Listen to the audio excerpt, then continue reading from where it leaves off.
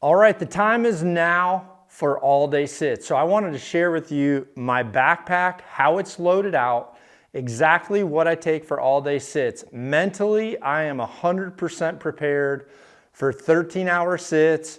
I always save my vacation time for this small window here where all day sits are so beneficial and have proven to be so deadly. So I'm going to show you my backpack and how I have this laid out. And then as soon as I'm done, I'm going to give you a flash through my clothing and my layers that I'm going to have here in the Midwest for the first few weeks. Once we get into frigid temperatures, I will change this setup a little bit, but I want to show you what I'm going out with right now, starting on November 1st.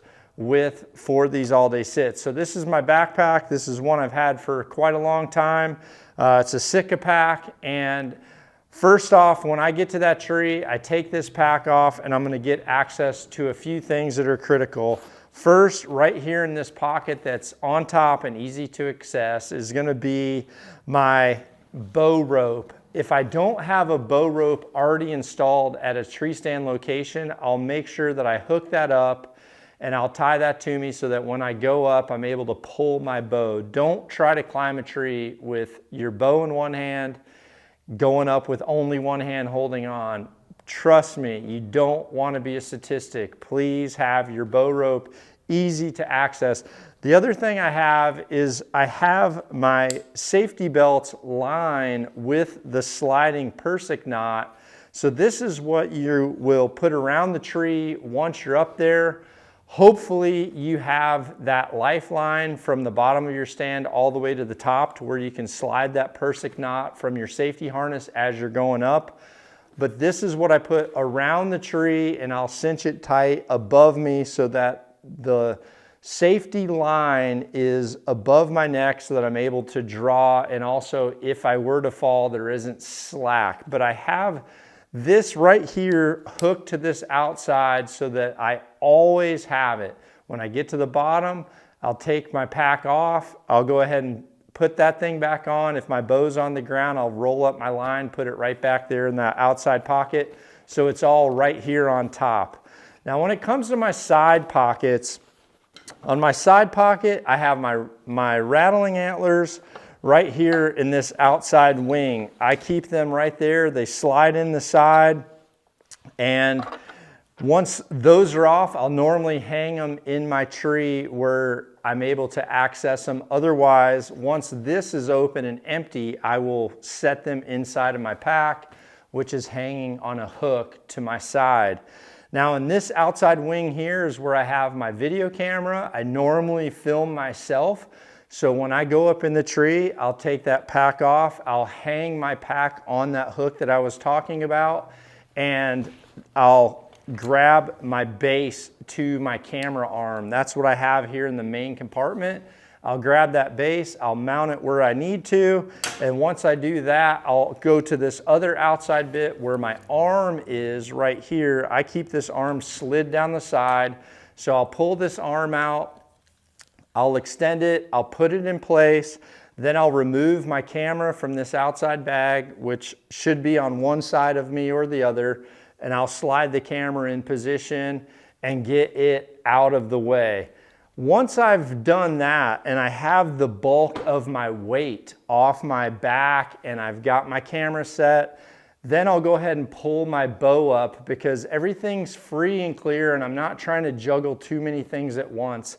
And I'll take my bow and I'll either set it on my bow hanger or here in my bag in this pocket, right here on this inside pocket, I have a bow hanger.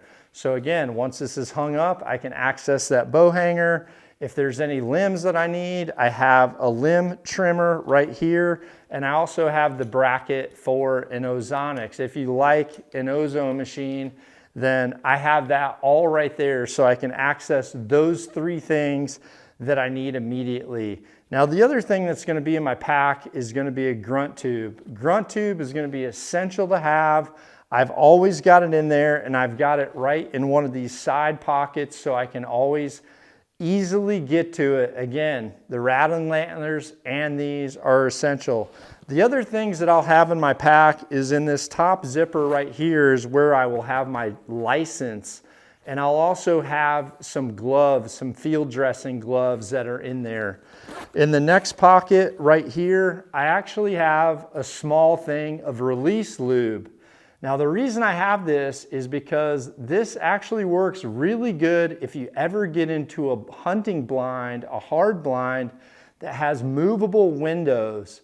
Because sometimes once those things get condensation, they freeze, they start to squeak.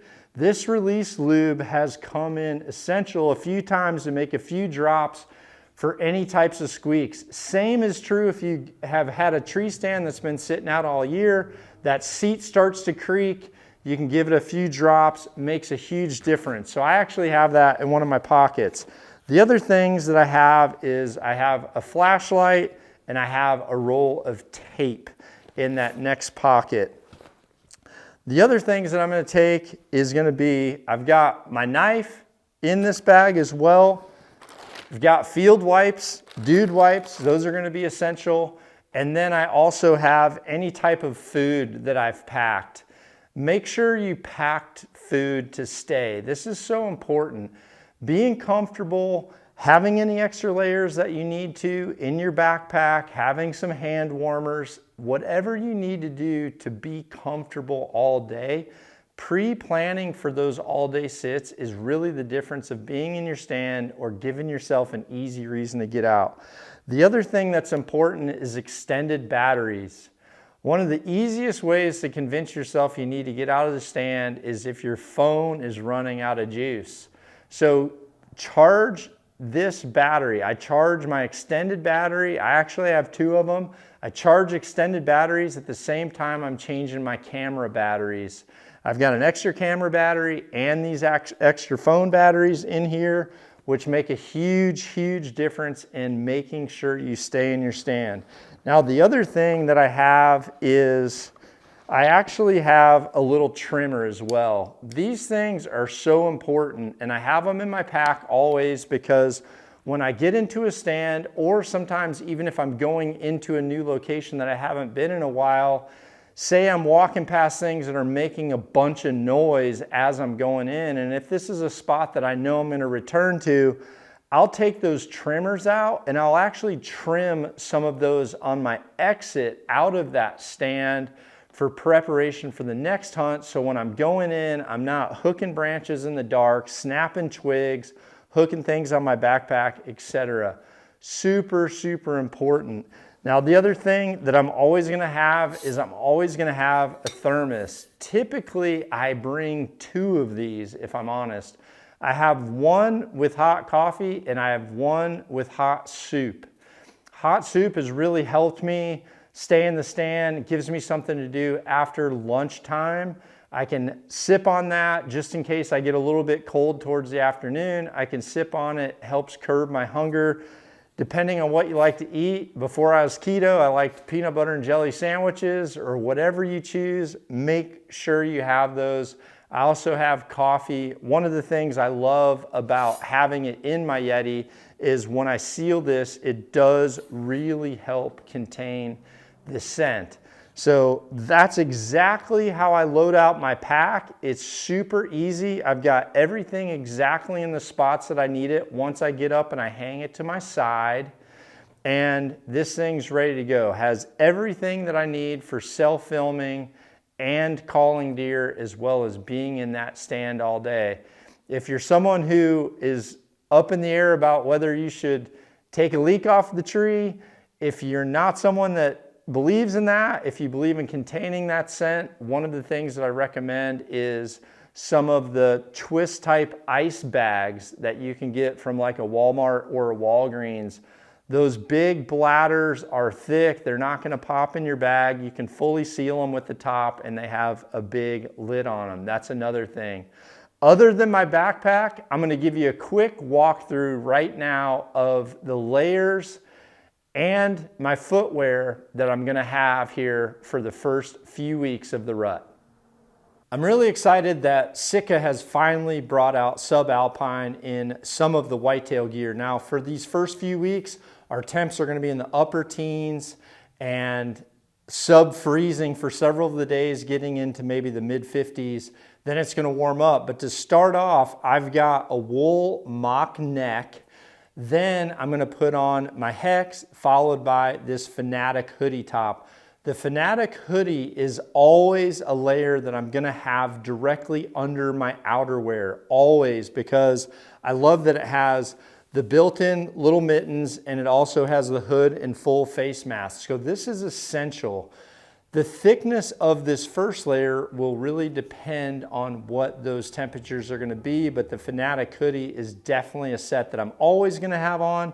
And what I'd recommend is for your first layer, make sure you utilize any of the thumb loops so that as you're pulling on these next layers, you're able to remove that and have your sleeves all the way down your arm. If your sleeves are creeping all the way up by the time you get that last layer on, it's a real pain in the butt. But this is layer one. My next layer is gonna be this Stratus. I absolutely love the Stratus set for the bulk of the season because the Stratus allows there for a barrier for some moisture as well as wind. I really need a wind barrier, and the Stratus gives me that. It also does give you some moisture protection, not full coverage of a Gore-Tex, but it definitely has the wind breaker in there, so it will also repel a lot of the lighter precipitation. Now, if it gets super cold and this set isn't enough, or if I get too warm in this jacket, I can remove this jacket, and I normally have two pieces, one of two pieces in my pack as well.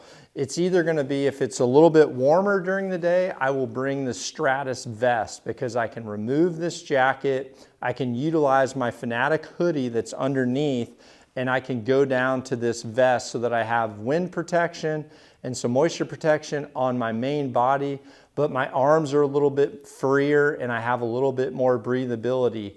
Now, if it's gonna be calm and a little bit colder than that, then the next thing that I might choose to have is the ambient jacket.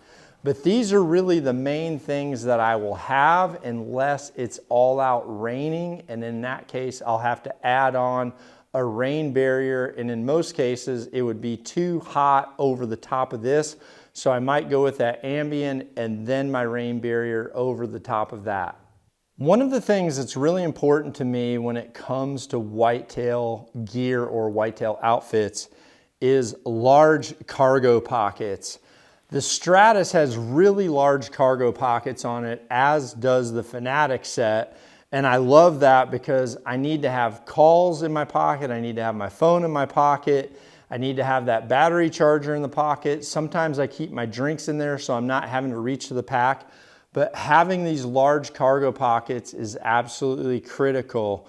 Now, the other thing that I'll say is if it gets on the colder side in the teens or below the teens, or even 0 degrees, in that case, the layer that I will put under my pants will be the wader pants, because this is a really heavy fleece set, and you can put these on underneath those Stratus pants and the warmth is incredible.